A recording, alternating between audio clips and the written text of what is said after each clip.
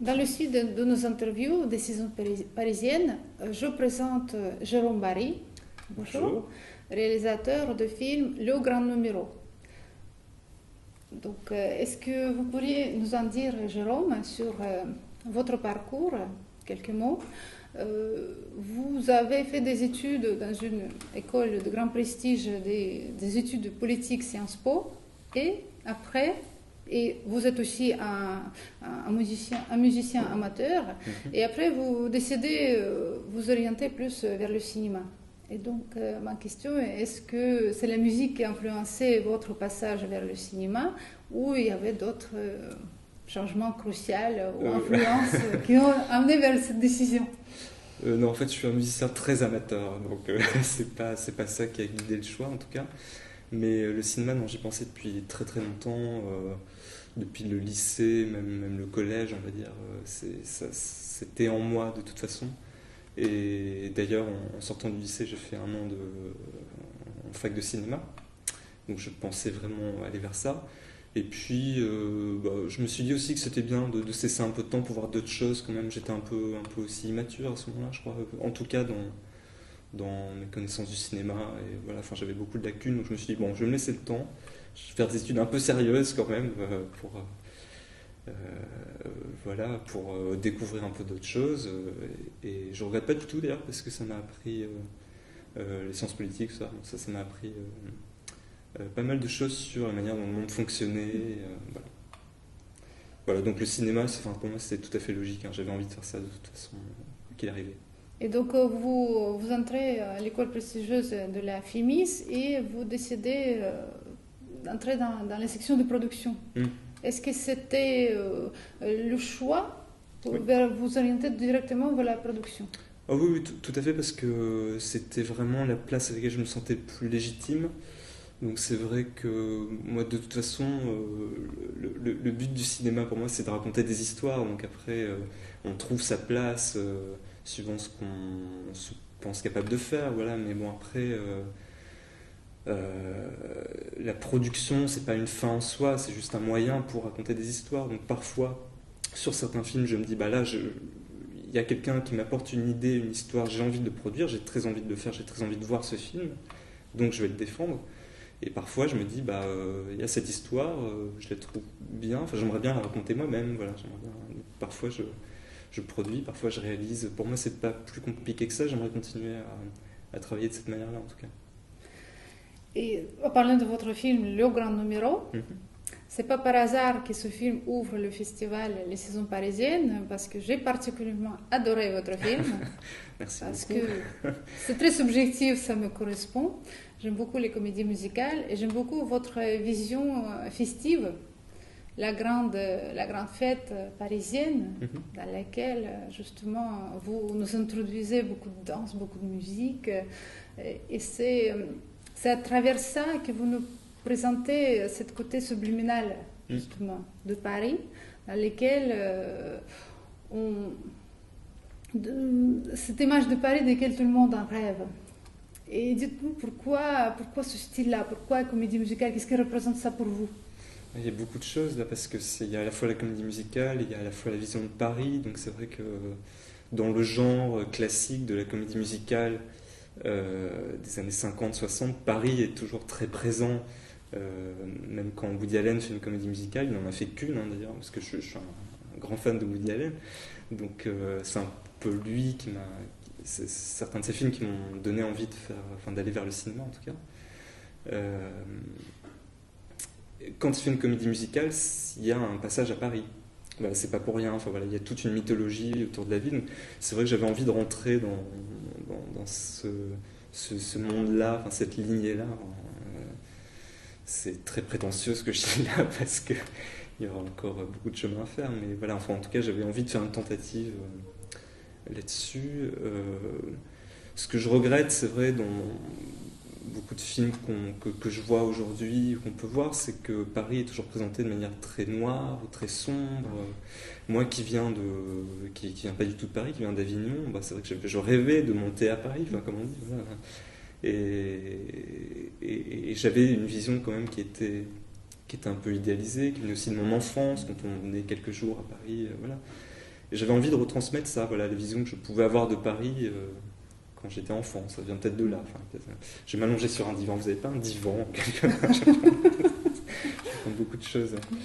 Mais voilà, donc c'est à la fois, il y a à la fois un petit peu de mon histoire personnelle, de mes goûts dans le cinéma, et le côté festif, oui, ça j'en ai très envie. C'est lié à la musique aussi, parce que j'étais un musicien amateur. Voilà. J'avais envie de mélanger plein de choses. Mais vous interprétez vous-même votre personnage, justement, c'est pas un hasard.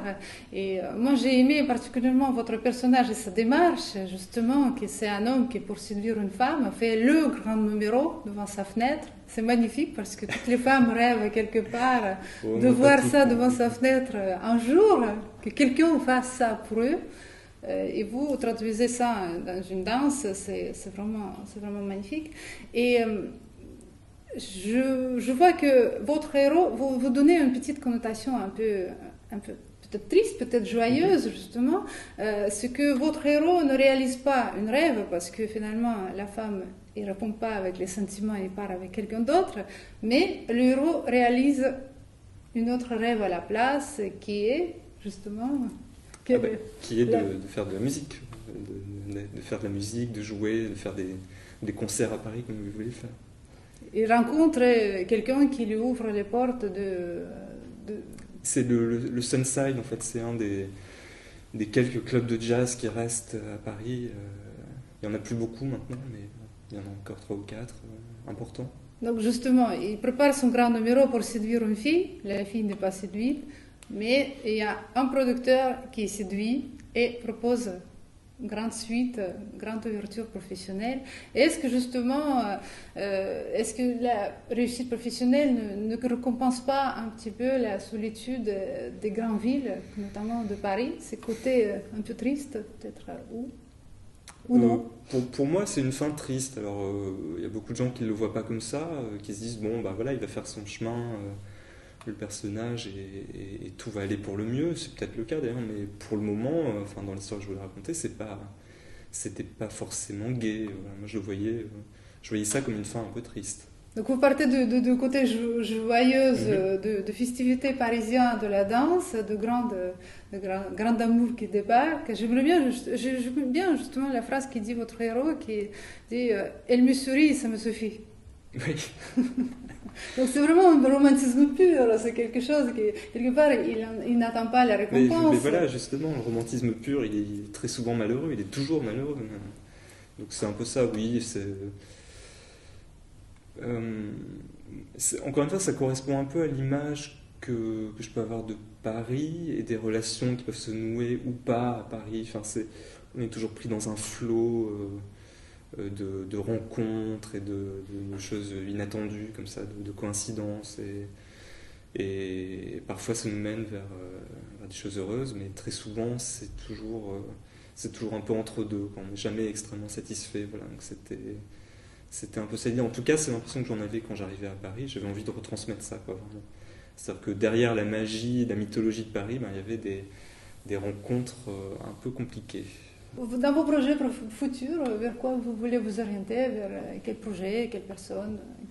Qu'est-ce que vous attendez des saisons parisiennes, par exemple?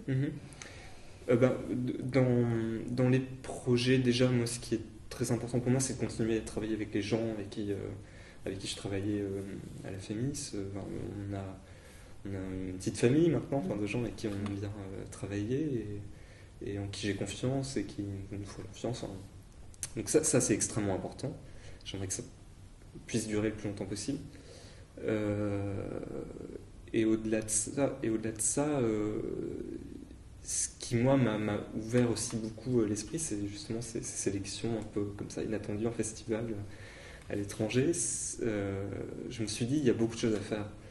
Il y a beaucoup de choses à faire que nous, en France, et particulièrement à Paris, dans le petit cercle du cinéma, enfin, on ne voit pas toujours parce que l'argent du cinéma circule plutôt bien en France et du coup on a tendance à produire des choses un peu dans notre coin. C'est de moins en moins le cas, hein, heureusement. Mais c'est vrai que là d'un coup je me suis dit, ah oui, il y a quand même des potentialités de faire des choses, faire de grandes choses, que ce soit à l'échelle européenne. Ça, j'espère que ça viendra un jour, des grands films européens vraiment qui impliquent un public européen. Et puis aussi avec l'Asie, il y a beaucoup de choses à faire qu'on ne soupçonne pas toujours, mais que je commence à entrevoir comme ça. Et je me dis, oui, il y a beaucoup de choses à faire. Mais il y a des goûts qui peuvent se Intéressant. marier quand même, des goûts européens, des goûts asiatiques. Oui, mais tout à fait. On croit que les deux sont assez fermés, en fait, pas du tout, pas du tout. Il y a des thèmes universels, il y a un ton universel, plusieurs même. Enfin, Il voilà. faut le saisir. Voilà. D'accord. Moi, je vous souhaite beaucoup de succès. Merci Et à beaucoup. Saint-Pétersbourg pour votre film et dans votre carrière future. C'est très gentil, merci. Merci Jérôme. Merci.